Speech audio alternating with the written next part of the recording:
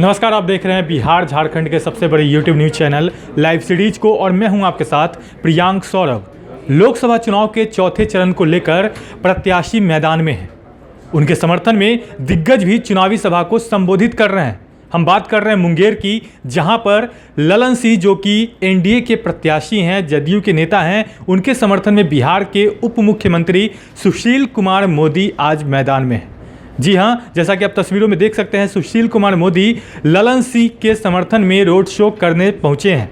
इस दौरान उन्होंने क्या कुछ कहा है, पहले आप सुने। पिछले 5 साल में खाने पीने की चीज़ों का दाम नहीं बढ़ा है और ये पहला चुनाव है जिसके अंदर महंगाई कोई मुद्दा नहीं बना है। तो हर चुनाव में आलू, प्याज, तेल, दाल ये मुद्दा बनता था। सारी विपक्षी चुप और महंगाई के मुद्दे पर। दूसरी एक बड़ी उपलब्धि है कि 5 साल में एक भी दंगा नहीं हुआ।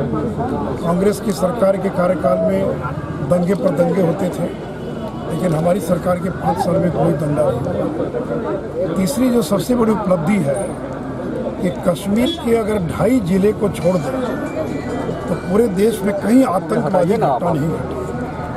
नहीं तो कांग्रेस के ज़माने में पुणे में, अहमदाबाद में, हैदराबाद में, बनारस में आए दिन आतंकी हमला हुआ करता था। लेकिन पिछले 5 साल में केवल जो 2.5 जिला है कश्मीर का, उसी 2.5 जिले में जो भी आतंकी घटना घटी, लेकिन पूरे देश में कहीं कोई आतंकी घटना नहीं। देखिए, ये चुनाव हम विकास के मुद्दे पर लड़ रहे हैं और हमारे खाते में विकास इतनी चीजें हैं, केंद्र की सरकार हो या राज्य की सरकार हो। एक चुनाव तो कल बिजली के मुद्दे पर हम जीत सकते हैं। घर घर बिजली हम लोगों ने पहुंचा दिया और इस साल के अंत तक जो है हम हर खेत तक बिजली पहुंचाने का काम करेंगे। इसलिए राजद कांग्रेस के लोगों से मैं कहना चाहूँगा कि वो बताएं कि उनके 15 साल जब मियाँ बीवी का रास्ता तो बिहार में क्या विकास हुआ, और पिछले 10 वर्षों में जब यूपी की सरकार थी मनमोहन सिंह की, तब विकास बता दी कि क्या विकास हुआ। इसलिए ये चुनाव विकास के मुद्दे पर एनडीए गठबंधन लड़ रहा है और विपक्ष के पास कोई मुद्दा नहीं है। तो कह रहे हैं कि आरक्षण खत्म कर देंगे, संविधान खत्म कर देंगे। कौन आरक्षण खत्म कर सकता है?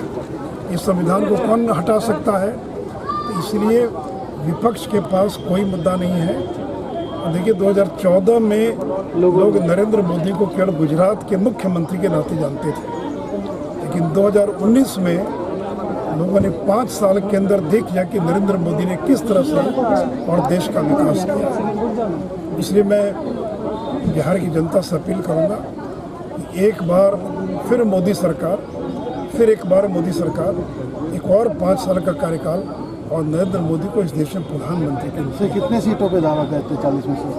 देखिए, अभी तो चुनाव, अभी तक जितनी सीटों का चुनाव हुआ है उसमें सभी सीटों पर हम जीत रहे हैं और मुझे नहीं लगता गलती से कहीं 1-2 इधर उधर हो जाए तो हो जाए। पूरे 40 में तो भीतर रहे, बाहर रहते तो क्या कर रहे। ये 2014 में तो लालू जी बाहर थे तो 4 जीते, 2009 में भी बाहर थे तो कितना 4 सीट जीते केवल। तो जब बाहर थे तब 4 जीते, इसलिए भीतर बाहर से कोई फर्क नहीं पड़ता है। तो एक लहर चल रही है नरेंद्र मोदी के पक्ष में और इसलिए हम प्रचंड बहुमत से दिल्ली में सरकार बनाएंगे। तो जैसा कि आपने सुना, उप मुख्यमंत्री सुशील कुमार मोदी ने कहा है कि इस बार पहली बार ऐसा हो रहा है जब महंगाई को लेकर नहीं, विकास को लेकर चुनाव हो रहे हैं।